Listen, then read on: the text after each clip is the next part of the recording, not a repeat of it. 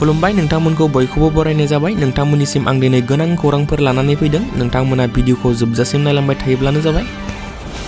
समाज बिजोङाव गोसारनाय मोनसे बर' हारिनि हेंथा बर' हारिखौ दुसिनाय मोनसे भिडिअ गोसारबाय थानायखौ नुनो मोनदों। जाय भिडिअआ बर' हारिखौ लानानै गाज्रि राव बाहायनाय जादोंमोन। मोनथिनो मोननाय बादिब्ला बिसोर सानैबो मिसिं हारिनि सुबुं। बे भिडिअआ गोसारनायनि उनाव माखासे जायगायारि आफादफोरा बिसोरखौ नागिरनानै हमनानै खानाय सिनना साजा होनाय जायो आरो माब्लाबाबो बेफोरबायदि हारिनि बेरेखा जाहाथे भिडिअ बानायला बेनि थाखाय बिसोर सानैखौबो खोमा हमहोना समायखिरा लाहोयो। दानिया फैदो गुबुन मोनसे खौराङाव। गोजोनथाव खौरां। गासै सा 54 जेलाव थानाय एक्स एनडिबिनि NIA केस नांनानै थानाय मोन 9 बारग' एनडिबिनि केसखौ भारत सरकारनिफ्राय आसाम सरकारसिम दैथायहरबाय होनना खौरां मोनदों।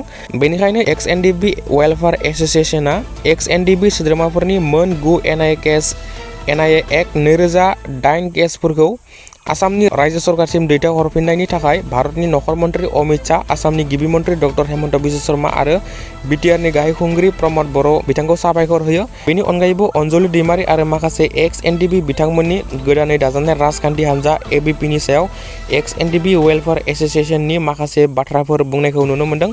बिथांमोना बुङो दि अनजलि दैमारिया सासे जाफुंसारै लिडार। जेराव गोख्रों राजखान्थि हान्जा थासेयावबो जे बे गोदान हान्जाया जाफुंसारनो हागोन बेखौ जों माब्लाबाबो साना होनना बिथांमोना बुङो। दानिया फैदो गुबुन मोनसे खौराङाव। मोनसे दुखुनांथाव आरो मुगैथाव जाथाया सोराङाव फैदों। सासे 24 बोसोर बैसोनि हौवासा सेंग्राया सासे 11 बोसोर बैसोनि सासे बबि आइजोखौ जिनाहारि खालामनाय जाथाया सोराङाव फैदों। बे जाथाया जादों उत्तर प्रदेशनि रामपुर होननाय जिल्लायाव। खौरांनि बादिब्ला हिन्जावसा गथ'आ बुंनो आरो खोमाया खोनायामोन। जाथायनि सायाव खौरां मोननानै पुलिसा 24 घन्टानि गेजेरावनो खारखोमाना थानाय दायनिगिरिखौ खानाय जायो। दायनिगिरिनि मुङा रामदान सिंह होनना सिनायथिनाय जायो। बिसोर मोनसे गामिनिनोमोन। बेनिखायनो बियो 11 बोसोर बैसोनि बबे गथ'खौ हाग्रायाव लांनानै बे मुगैथाव जाथायखौ खालामदोंमोन। जाथायनि सायाव SP बिद्यासागर मिश्रा बिथाङा फोरमायोदि जेब्ला पुलिसा दायनिगिरिखौ हमनो नागिरदोंमोन अब्ला दायनिगिरिया पुलिसखौ गुलि गावहरो।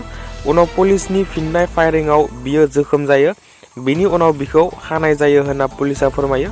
बेनि अनगायैबो बबि गथ'खौ हमनानै लांनाय CCTV केमेरायावबो सावगारि सेबखांजादोंमोन। बेनि गेजेरजोंनो बेयो फोरमान जायोदि जाथायखौ बेनो खालाममारनाय।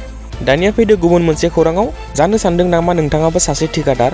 जुदि नोंथाङाबो सासे ठिकादार एबा ठिकादार जानो सानदों अब्ला बे खौराङा नोंथांनि थाखाय गोनां जानो हागौ। रायजो सोरखारा PWD लामानि कन्ट्राक्टरफोरनि रेजिस्ट्रेशन मासुलखौ गोबां गुन बारायना होनाय जाबाय। बेजों लोगोसे बेफोर मासुलफोरखौ नन रिफान्डेबल एबा मोनफिनैबो खालामना होनाय जाबाय। सोरखारनि मुलाम्फाखौ बांहोनो थाखाय बेखौ खालामनाय जादों। जायनि थाखाय कन्ट्राक्टरफोरा दुखु मोननाय फोरमायदों।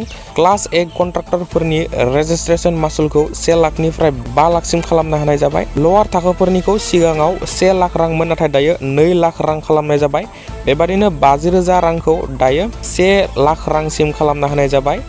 सिगाङाव 25,000 रांखौ दायो 50,000 रां आरो सिगाङाव 10,000 रांखौ दायो 25,000 रां खालामना होनाय जाबाय। ग्रेटार गुवाहाटी नर्थ डिभिजन कन्ट्राक्टर एस'सिएशना बेनि हेंथा रायजोनि गासै कन्ट्राक्टरफोरखौ मिटिंनि थाखाय लिंहरनाय जायो। बिसोर सोरखारनि हेंथा आयेनारि राहा लागोन होनना खौरां मोनदों। नर्थ डिभिजनाव गासै 3,000 class A contractor, 1,200 class B contractor, 3,200 class C कन्ट्राक्टरफोर दं। बेनि अनगायैबो गंफ्रोमबो सार्कलआव 500 आरो मोनफ्रोमबो डिभिजनाव 200 ठेकेदारफोर दं।